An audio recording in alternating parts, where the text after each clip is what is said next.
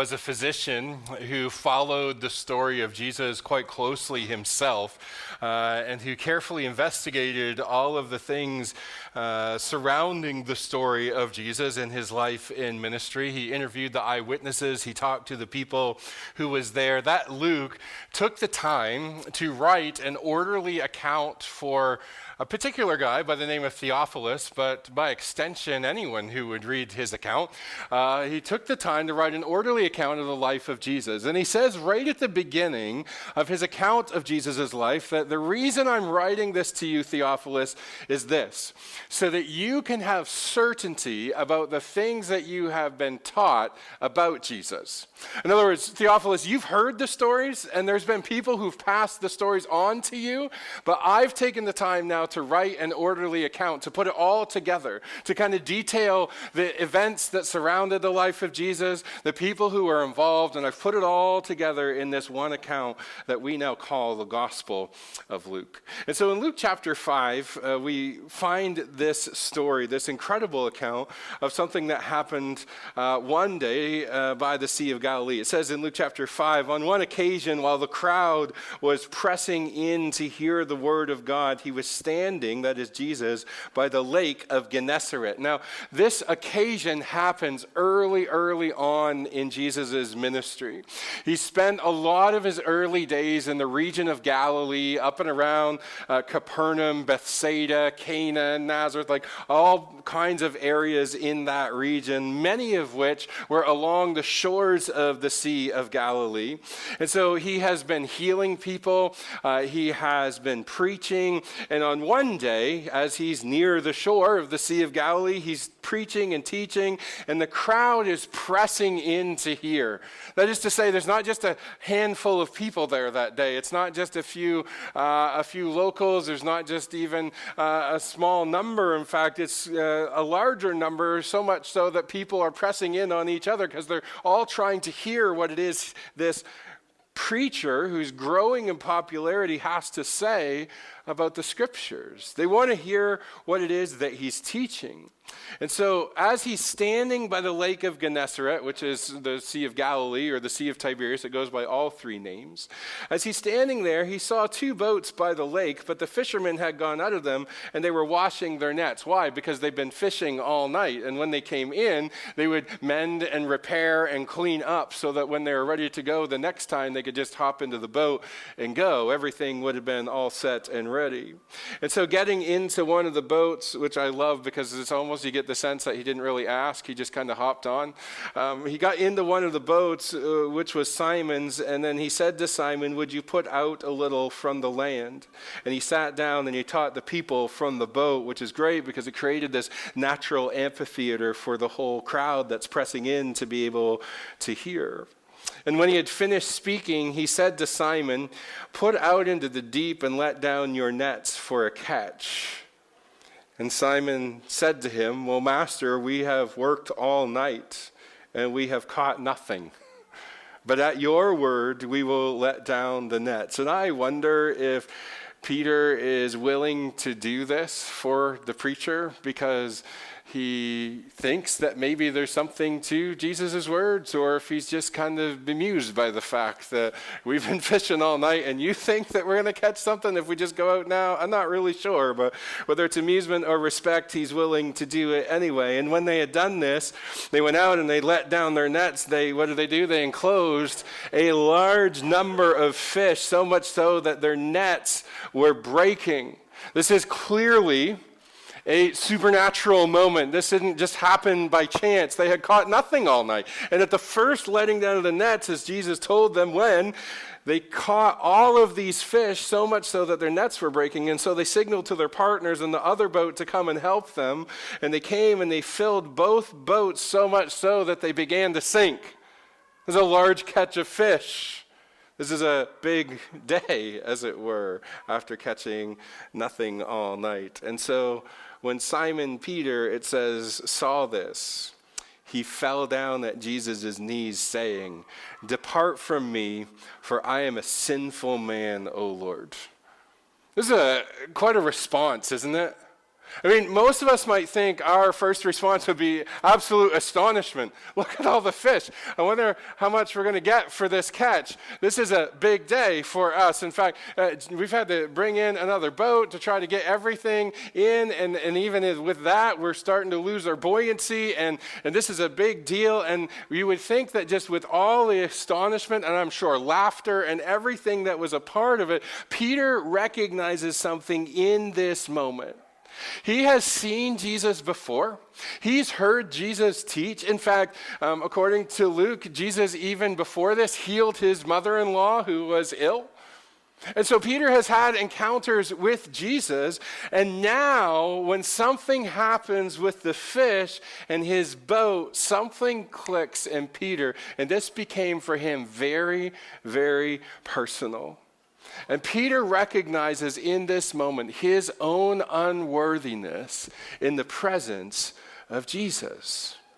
And so he and everyone who was with him were astonished at the catch of fish. That was there too, and all that they had taken, so much so that James and John, the sons of Zebedee, who were partners with Simon, they too were amazed at this. And Jesus then looks at Simon after he makes this statement that I am not worthy, depart from me because I am a sinful man. He says to him, Jesus, do not be afraid, for from now on you will be catching men. And when they had brought their boats to land, they left everything, including the big catch of fish, and he walked away from the life that he knew to follow Jesus at Jesus' invitation to join what he was doing in the world.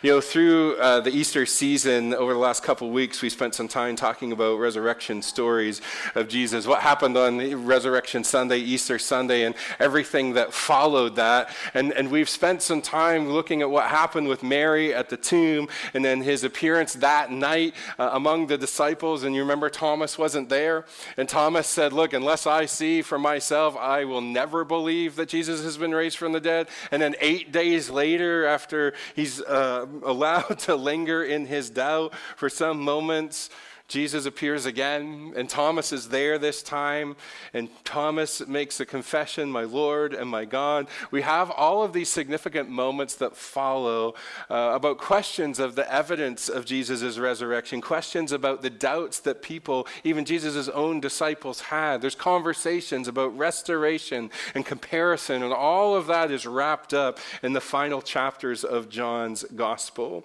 And so today we find ourselves in John chapter 21. With yet another resurrection appearance of Jesus. And this is how John tells the story of what took place, what Mark read for us. It says, after this, Jesus revealed himself again to the disciples by the Sea of Tiberias, and he did so in this way. So it's after this, the this that he's talking about is the Resurrection Sunday plus the 8 days later where Thomas, was there present in the room. Okay, so it's been a little bit of time, and so Jesus appears again. Now, this is likely 2 weeks after Easter, at least, if not longer. They had gone into Galilee because Jesus told them to go to Galilee, and he would meet them there. And so they've gone to Galilee from Jerusalem. They've traveled north. And so it's been some time, a couple weeks after Easter, just like we are. And so Jesus shows up again to the disciples by the Sea of Tiberias, again, the Sea of Galilee. And many of the disciples who are part of the group actually grew up in and around that area. That was their hometown. They had fished the waters on that sea so many times. This was their home turf, as it were. And Jesus shows up in this way. And it's almost like John is inviting us, hey, why don't we kind of gather around the campfire, and I'm going to tell you the story about what happened. So just listen closely. He says this, Simon Peter, and Thomas, who is called the twin, and Nathanael of Cana in Galilee, and the sons of Zebedee, that's James and John, and two others who remain unnamed, they were all together. And Simon Peter said to them, I am going fishing. And they said to him, well, we'll go with you. And they went out and they got into the boat, but that night they caught nothing. So we have here the core three, Peter, James, and John, and 7 disciples in total who are together. And they decide, at least at Peter's first decision that he's going fishing. Now, there's been a lot of fuss made about this moment. I don't know if you are familiar with some of the questions surrounding this. Why is it that Peter decides to go fishing? And there's been a lot of speculation as to, the issues surrounding that. Is Peter unfaithful? There's all kinds of things. I think all the fuss is a bit unnecessary, really. But here's some of the things that some have proposed as to why Peter goes fishing. Maybe Peter's just looking to find some comfort and something familiar after the trauma of Jesus' crucifixion, after his own denial of Jesus 3 times of even knowing him. Maybe he's just looking for something that's familiar. There's that suggestion. There's a suggestion that for Peter in this moment, this isn't a hobby. He's just not going to get out on the water. He's not kind of going for that reason. There's a livelihood issue there. They need food. They need an income. There's very practical concerns that he's paying attention to. For some, we've just kind of suggested, well, maybe there's some uncertainty as to what to do next. I mean, it's not like over the last couple of weeks, Jesus has said, hey, everybody, let's get together. Okay, next time we're going to get together, everybody pull out your calendar. How is Thursday at 4 for everyone? Will that work? We'll schedule something in. That's not how it's worked here. They've kind of always been on edge, wondering when will he show up again? Because we're not sure, because he never really tells us when he'll appear. He just kind of does. And so there's a lot of, maybe perhaps for Peter and the crew, they've gone to Galilee. They know they're supposed to be there, but they're just kind of waiting, when will Jesus show up? And so in the middle of it, well, we're not just going to sit around on our hands. Why don't we go fishing? Anyway, a lot of unnecessary fuss, I think. It's just they decided to go fishing. But as they're out there all night, they caught what? Nothing. Does that story start to sound a little bit familiar, maybe? And so here they are, as day is breaking, and Jesus stood on the shore, yet the disciples did not know it was Jesus. Again, I don't think we need to kind of worry about, well, man, those guys are so thick-headed. Why do they never get it? Why do they never not know it's him? What is wrong with it? I don't think that needs to be the case. I mean, the sun's coming up. They've been up all night. They're not really paying close attention to what's going on at the shore. They're 100 yards off, 300 feet away. And so with the sun on the water and them in the boat and trying to pay attention to their gear and all of the rest, they're not really paying all that much attention to what's happening 300 feet away. And then in that moment, Jesus, who's on the shore, actually yells to them, gets their attention and says, hey, do you guys have any fish? And they said, no. Probably going back to their work. I don't know. Maybe they didn't even look to see who it was. Maybe for a minute, but no, we haven't caught anything. And then Jesus yells back, well, cast the net on the right side of the boat and you'll find some. Again, doesn't this sound a little bit familiar? So here they are, and they throw the net over the side of the boat at his word. And what happens? Well, they cast it in, and they were not able to haul the net in because of the quantity of fish, because there were so many fish. The last time this happened, they needed 2 boats to accommodate the thing. And so here again is a miraculous catch of fish that takes place. And John, in that moment, again, I think for John, something just clicks.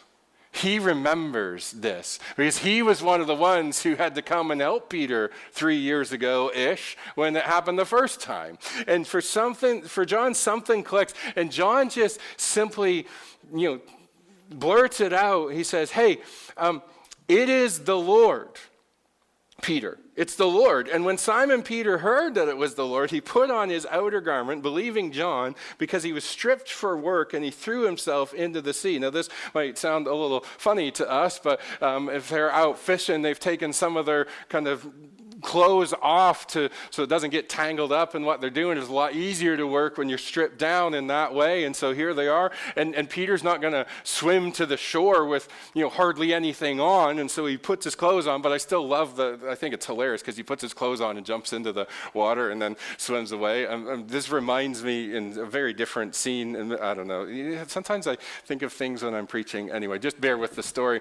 We had a friend in university that we loved to chase around with water guns.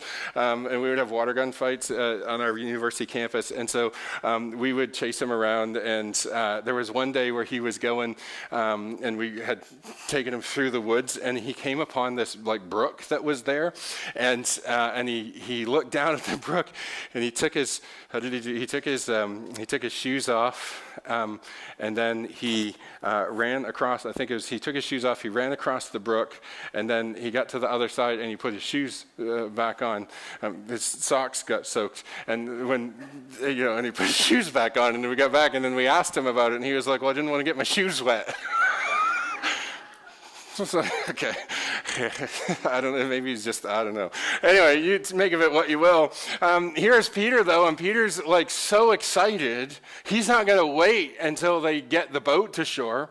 He's so excited that it's Jesus that he's going to swim in. But again, he's going to make sure that he's at least dressed appropriately for showing up on the shore. And so he swims, he puts his clothes on, he swims into the shore so he can go into the shore fully clothed. And then what does he do? It says, he says that he was stripped for work. He threw himself in the sea, and the other disciples came in the boat, dragging the net full of fish, for they were not far from the land, but about 100 yards off. And so now Peter's like, forget the fish. I'm swimming in. This is the pure excitement of what's happening.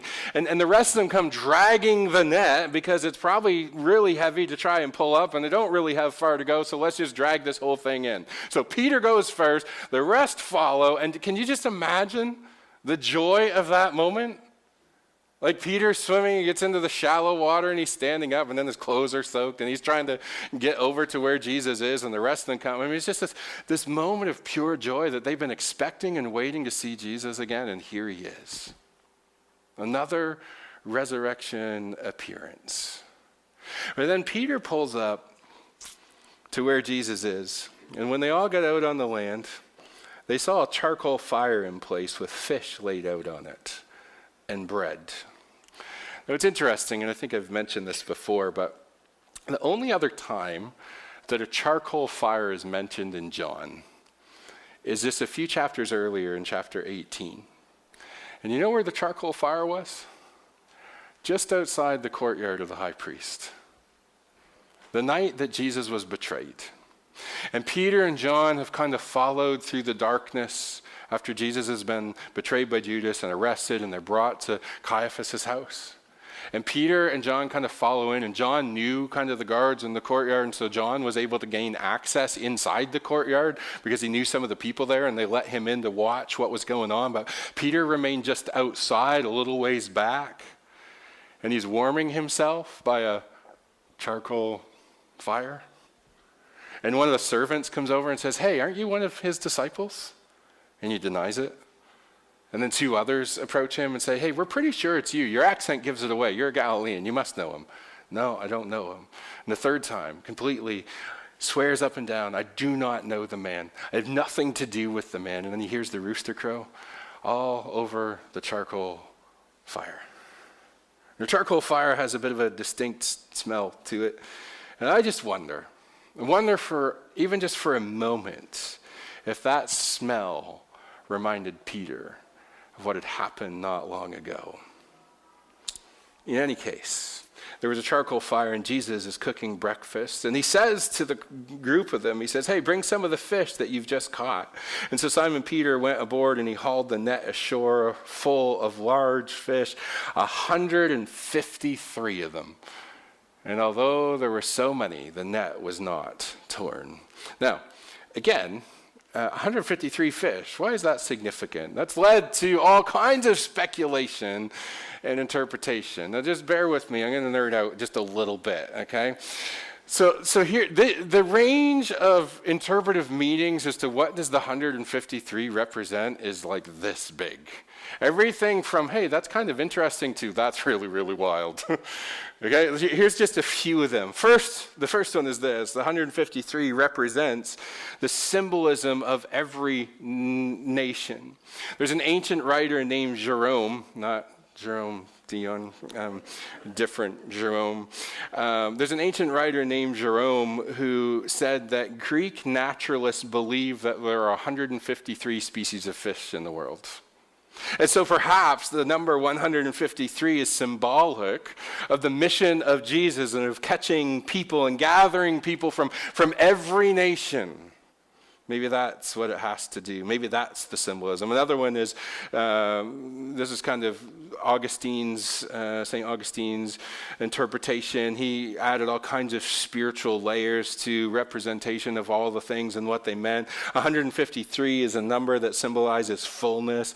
The net that was unbroken symbolizes the unity of the church. That the fact that there was a large number is the inclusion of many, many people. And so there's this kind of layered theological interpretation that Augustine gives it. Another interpretation that I've come across is the mathematical symbolism that represents fullness or completion. And some would say, well, look, there's 10 commandments, and then according to Isaiah chapter 11, there's 7 gifts of the Spirit, and 10 plus 7 is 17. And if you add 1 plus 2 plus 3 all the way up to plus 17, you get 153. There's got to be something to that, doesn't there? There's a sacred geometry interpretation that the number 153 is used in a specific calculation that's linked to the geometrical shape of a fish. And of course, the early church used the fish as an identifying symbol that we belong to Jesus, and so maybe there's something to that. Some have said that 153 is what's called a narcissistic number. And so 1, 5, and 3, there's 3 numbers, and 1 cubed plus 5 cubed plus 3 cubed equals 153. And 1 equals, or represents the Father, 5 represents the Spirit, and 3 represents the Son. And so we have this nice Trinitarian piece to 153. Or it could simply be a precise detail that emphasizes the large number of fish that were caught. Which is, in case you're wondering what I think is actually going on here. Someone at least counted. Make of it what you will. But Peter went aboard, and he hauls these fish ashore, because Jesus says, hey, bring some of the fish. And there's 153 of them. And the net was not torn. But then what happens? I love this part. It says, Jesus said to them, come and have breakfast. This is a beautiful picture, isn't it? Breakfast on the beach. And none of the disciples dared to ask him, who are you? They knew it was the Lord. This is kind of a curious insertion into the text. The question about not daring to ask who he was is not so much about confusion as it is about awe and recognition. The term that's used and the way it's phrased has to do with not, hey, we're unsure. It's more about an awe and recognition, and they know it's him, but something is different. And Jesus came and he took the bread and he gave it to them. And so with the fish, perhaps reminiscent in some ways of the Last Supper or the day he fed the 5,000 people. And this was, John says, the third time, verse 14, that Jesus was revealed to his disciples after he was raised from the dead. You know, I came across this quote earlier. It's from Bob Goff. He says, when Jesus rose from the dead, he didn't make a speech. He made his friends breakfast. I love that invitation, again, to come and to gather around. There is a unique intimacy that comes with sitting together around a fire, isn't there? You know, when you have a bonfire in your backyard or even down on the beach, I don't know if legally you're supposed to do that or not, but if you, whatever. Whenever you have a fire and people all gather around, there's a certain friendship, there's a kinship, there's an intimacy that happens there. It's the same thing, and there's a similar thing at least that happens when everybody gathers around a table and shares in a meal together. There's good food and good conversation, and there's relationship that gets developed, and there's all kinds of things that take place, and there's a knowing that happens that moves beyond simply information to really truly knowing somebody. You get a sense of their emotion and of their story and things that bug them and things that they've been thinking about and questions that they have, and all of that happens around the table, around a fire, and moments that are shared together that aren't just kind of listening to somebody talk. And in this moment, words would not add anything helpful. Further proof, that was necessary and even in some ways demanded earlier wasn't needed here. Even the miraculous catch of fish, as remarkable as it was not the most remarkable thing. It was who was waiting for them on the shore that mattered the most. And that whole scene is going to set up two other important, well, one, but we'll break it into two parts, important conversations that Jesus has with Peter. He says, hey, Peter, let's chat. And they, I think, go for a walk. John doesn't tell us specifically, but I think they take a little walk down the beach and talk things through. We're going to get to that next week. But it's who was waiting on the shore that mattered most. And so let me leave you with this thought. With the 153 things, or however many it is, that are going to be part of your upcoming week, or maybe you feel like it's the rest of the day. I've got 153 things to do. Can I just encourage you to be intentional about being in the presence of Jesus? To sit with him? To experience and encounter him through his word? Through prayer? To take the time to be in his presence, to hear from him, to listen, to pour out your heart and your soul to him? To take that time, because if you don't, it's going to be very difficult for you and I to be more like him or even lead others to him. Let me pray for us. God, we thank you so much for this example of Jesus, of being with his disciples around the fire.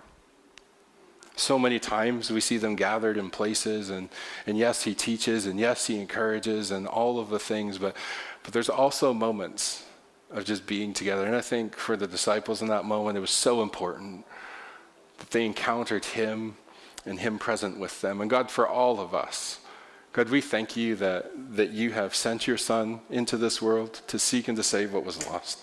We thank you that we have the opportunity to respond by faith.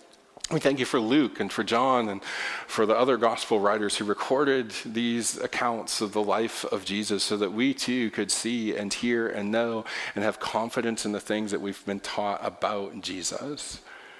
And God, I pray that as we sit with you, as we read your word, as we spend the time in prayer, that we be shaped and formed more into the image of your Son, that we might not only be transformed, that we might become like him, but that we might lead others to him.